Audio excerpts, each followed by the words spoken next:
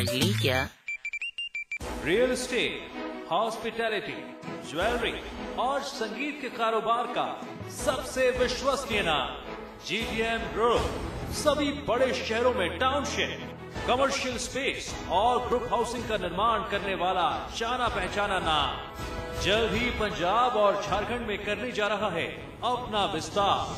The destination of your aspirations, GTM, let's make it happen. Devbhoomi के निवासियों ने देखा था एक सपना। हिमालय की गोद में बसे उत्तराखंड राज्य का, और इस सपने का धड़कता दिल था गैरसैंण। लोग जुड़े, संघर्ष हुआ।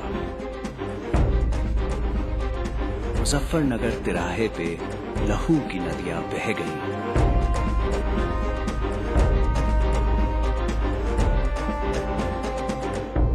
उत्तराखंड तो मिला, पर गैरसैंण नहीं। आज उत्तराखंड बनने के 12 साल बाद मुख्यमंत्री विजय बहुगुणा ने उठाया है ऐतिहासिक कदम गैरसैंण की ओर, ताकि हमारा उत्तराखंड बन सके उम्मीदों से ऊंचा।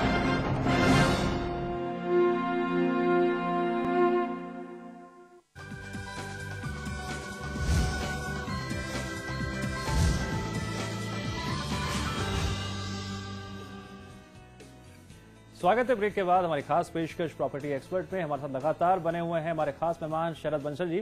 शरद जी, जब मकान मालिक की बात आती है तो सुना है कि मकान मालिक को अपना घर किराए देने में बड़ा डर लगता है। क्या आप समझते हैं ऐसा है? ऐसा जी, देखो एक कहावत है जी जी कि fools make house and wise live in. हाँ जी जी। मकान को किराए पे देना बहुत बड़ा रिस्क फैक्टर रहता है। चलिए रिस्क फैक्टर थोड़ा कम करते हैं और आज प्रॉपर्टी टिप्स में हम आपको बताने जा रहे हैं कि जब आप अपना घर या फ्लैट किराए पर दे रहे हैं तो किन किन बातों का रखें ख्याल। देखिए, इसमें मकान को किराए पे लेने और देने में 3 लोग इन्वॉल्व होते हैं। सबसे पहले तो मैं आपसे जानूंगा शरद जी, आपसे मैं समझूंगा जानूंगा, लेकिन जरा उन तमाम लोगों को एक बार अपनी रिपोर्ट के जरिए समझाने की कोशिश करते हैं कि जो लोग, वो तमाम लोग जो अपना घर किराए पर देना चाहते हैं। बहुत ब्रीफ में बता रहा हूँ। मकान मालिक का अलग रोल है, किराएदार का अलग रोल है, प्रॉपर्टी कंसल्टेंट जो मकान दिलवाता है उसका रोल है। तीनों को अपनी मर्यादाओं में रहना चाहिए। मकान मालिक को किराएदार को ढूंढते हुए सबसे पहले उसकी बैकग्राउंड, उसका पैन कार्ड, उसका नौकरी कहाँ करता है, उसका वोटर ID कार्ड, उसका, और उससे पहले वो कहाँ रहा है, उसके बारे में जब तक नहीं जानेगा जल्दबाजी में मकान ज्यादा किराए के लालच में नहीं देना चाहिए। शरद जी, हमने सुना है कि आपके पास 2 ऐसे घर हैं जो खाली पड़े हैं और आपने किराए पर नहीं दिए हैं। ऐसे लोगों के लिए जरा एक रिपोर्ट हम दिखा रहे हैं कि आखिरकार क्या क्या तरीके अपनाकर आप अपना घर किराए पर देते हैं। शरद जी, जरा रिपोर्ट देख लेते हैं पहले। देखिए, मकान को किराए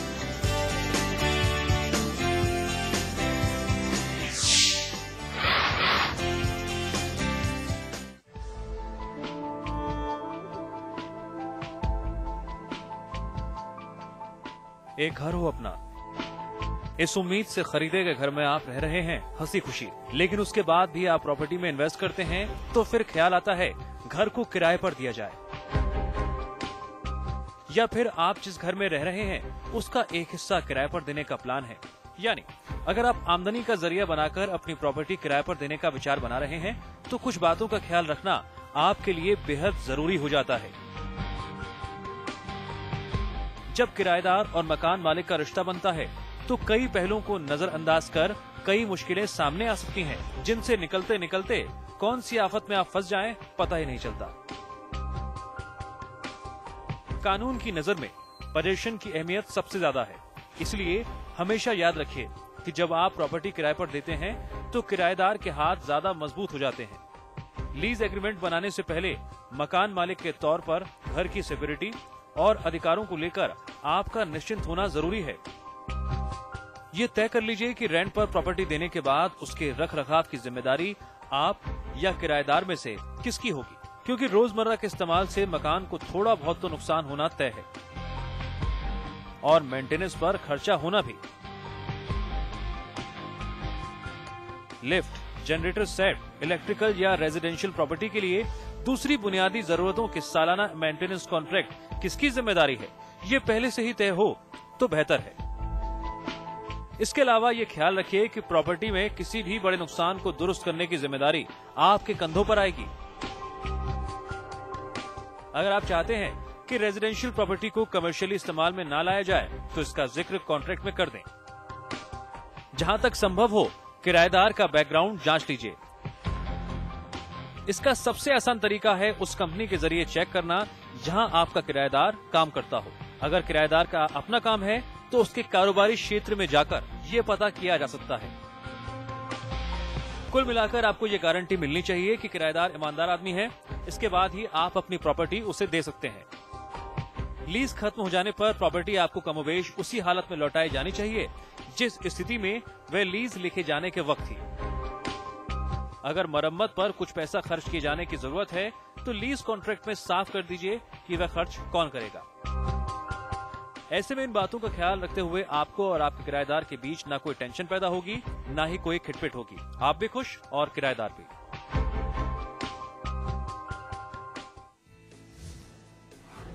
क्यों शरद जी, मकान वाले भी खुश और किराएदार भी खुश? देखिए, मकान मालिक को किराएदार के बारे में, जैसे कहाँ काम करता है, क्या उसकी अफोर्डेबिलिटी है, क्या उसको कोई क्रिमिनल बैकग्राउंड तो नहीं है, इसके पैन कार्ड, उसके सैलरी स्लिप और उसके लीज एग्रीमेंट, सब चीज अगर नहीं जांचेंगे हम एक अपने आप को रिस्क में डाल देंगे। दूसरा, अगर मकान मालिक में भी कोई कमी है, उसकी प्रॉपर्टी कोई मिसयूज होती है, कोई मॉर्गेज प्रॉपर्टी या डिस्प्यूटेड प्रॉपर्टी, वो मुझे किराए पे दे देता है। अभी मैंने एडवांस किराया दिया, 2 महीने बाद पता चला कि जो प्रॉपर्टी खाली कराने वाले आ गए, जो ओरिजिनल ओनर नहीं है। ये सब चीज, बिजली का बिल, पानी का बिल, हाउस टैक्स, सब जो वेरीफाई करने का किराएदार का भी हक है। इसे देखे कि मकान मालिक जो किराए पे दे रहा है जो ओरिजिनल ओनर है या नहीं है। तीसरा, जो प्रॉपर्टी कंसल्टेंट है उसकी भी जिम्मेवारी बनती है, दोनों की वेरिफिकेशन करके तब आपस में दोनों का रिश्ता बनाए। ऐसा नहीं हम अपने 1 महीने की या 15 दिन की कमीशन लेके एक तरफ हो जाए और दोनों को लड़ने के लिए और डाल दे। इसलिए मकान मालिक को बहुत चालाकी से काम लेना चाहिए।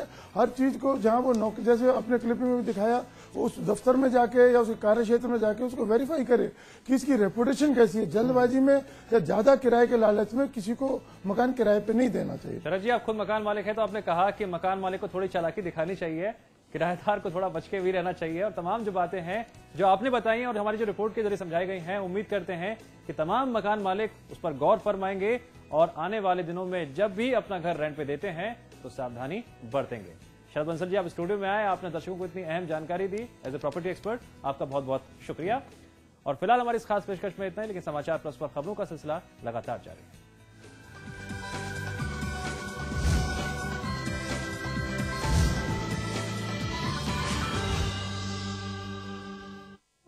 देवभूमि के निवासियों ने देखा था एक सपना। हिमालय की गोद में बसे उत्तराखंड राज्य का, और इस सपने का धड़कता दिल था गैरसैंण। लोग जुड़े, संघर्ष हुआ। मुजफ्फरनगर तिराहे पे लहू की नदियां बह गईं।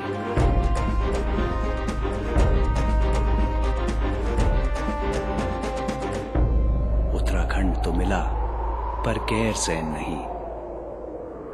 आज उत्तराखंड बनने के 12 साल बाद मुख्यमंत्री विजय बहुगुणा ने उठाया है ऐतिहासिक कदम गैरसैंण की ओर, ताकि हमारा उत्तराखंड बन सके उम्मीदों से ऊंचा।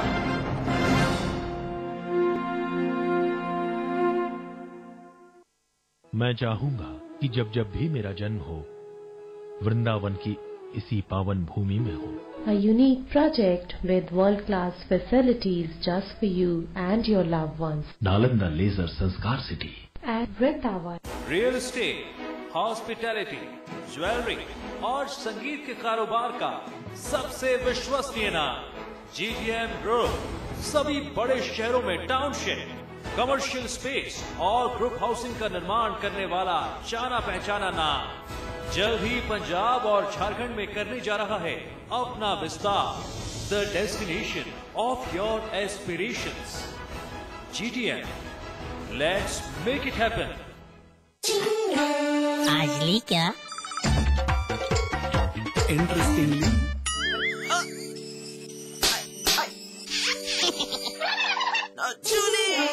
रिफ्रेशिंग मिनी गम। आज ली क्या? मैं चाहूंगा कि जब जब भी मेरा जन्म हो, वृंदावन की इसी पावन भूमि में हो। A unique project with world-class facilities just for you and your loved ones. Nalanda laser Sanskar city At Vrindavan. Devbhoomi के निवासियों ने देखा था एक सपना। हिमालय की गोद में बसे उत्तराखंड राज्य का, और इस सपने का धड़कता दिल था गैरसैंण। लोग जुड़े, संघर्ष हुआ। मुजफ्फरनगर तिराहे पे लहू की नदियां बह गईं।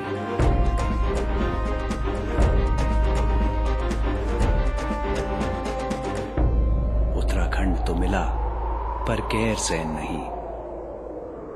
आज उत्तराखंड बनने के 12 साल बाद मुख्यमंत्री विजय बहुगुणा ने उठाया है ऐतिहासिक कदम गैरसैंण की ओर, ताकि हमारा उत्तराखंड बन सके उम्मीदों से ऊंचा।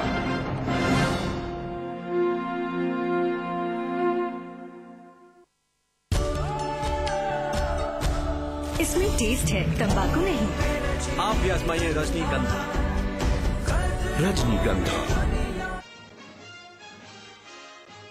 मिशन 2014 के लिए राजनाथ की नई टीम का ऐलान। बीजेपी संसदीय बोर्ड में शामिल हुए नरेंद्र मोदी।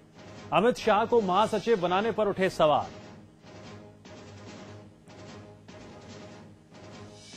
तेरह उपाध्यक्ष 10 महासचिव के साथ बनाई भारी भरकम फौज। उमा नकवी और पुंछ को बनाया उपाध्यक्ष, तो वरुण गांधी को महासचिव का पद। उत्तराखंड से त्रिवेंद्र सिंह रावत बने राष्ट्रीय सचिव।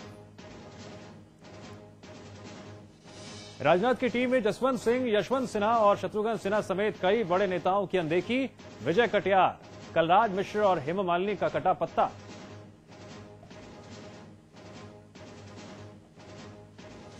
वरुण गांधी को महासचिव बनाए जाने पर विनय कटियार ने कसा तंज। कहा, वरुण को मिला गांधी नाम का फायदा।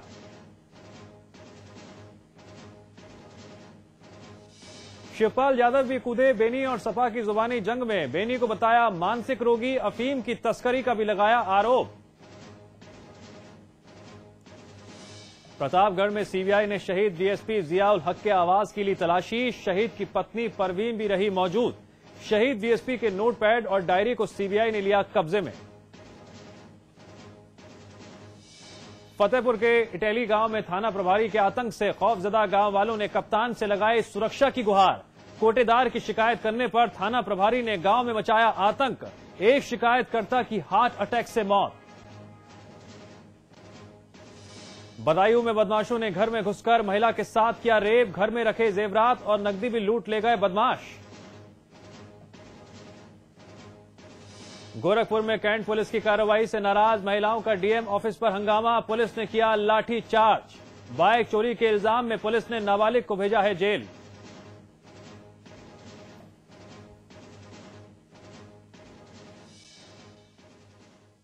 के अनुसार दुनिया भर में 17 करोड़ से ज्यादा लोग शिकार। 2030 तक 36 करोड़ से ज्यादा लोगों के शिकार होने की संभावना। इंडिया में 3 करोड़ से ज्यादा लोग शिकार। 2030 तक ये संख्या 8 करोड़ तक बढ़ सकती है। कौन है वो? ये है डायबिटीज। पूरे विश्व में डायबिटीज के मरीजों की संख्या लगातार बढ़ रही है। तमाम रिसर्च और वैज्ञानिक खोजों से दुनिया के किसी भी देश में मॉडर्न मेडिसिन द्वारा डायबिटीज का इलाज नहीं पाया जा सका है। सबसे ज्यादा डायबिटीज के मरीज इंडिया में हैं, इसलिए इसे कैपिटल ऑफ डायबिटीज कहा जाता है। नमस्कार। जब भी हम खुश होते हैं तो हम क्या करते हैं? कुछ मीठा खाते हैं। मीठा खाना हमारे लिए खुशी की निशानी है। पर अगर कोई रोग हमें मीठा खाने से रोक दे तो इसका मतलब यही हुआ कि उसने हमसे हमारी सारी खुशियां छीन ली। यही करता है डायबिटीज। वो न सिर्फ हमसे हमारी खुशियां छीन लेता है, बल्कि हमें ढेर सारी बीमारियों में जकड़कर मौत के मुंह में ले जाता है। एक डायबिटीज और 100 बीमारियां। आंखों में अंधापन, अगर कहीं कोई जख्म हो तो वो ठीक ही ना हो। दिमाग में खराबी, पैरों में गैंग्रीन का हमला और पैर काटने तक की भी नौबत। हार्ट अटैक, हर तरफ मौत की आहट और इंसान लाचार। डायबिटीज ना सिर्फ जानलेवा है, बल्कि पॉपुलर मेडिसिन के फील्ड में इसका कोई भी इलाज नहीं। तो ऐसे में कोई क्या करे? क्या अपने आप को पल पल मौत के हवाले कर दे?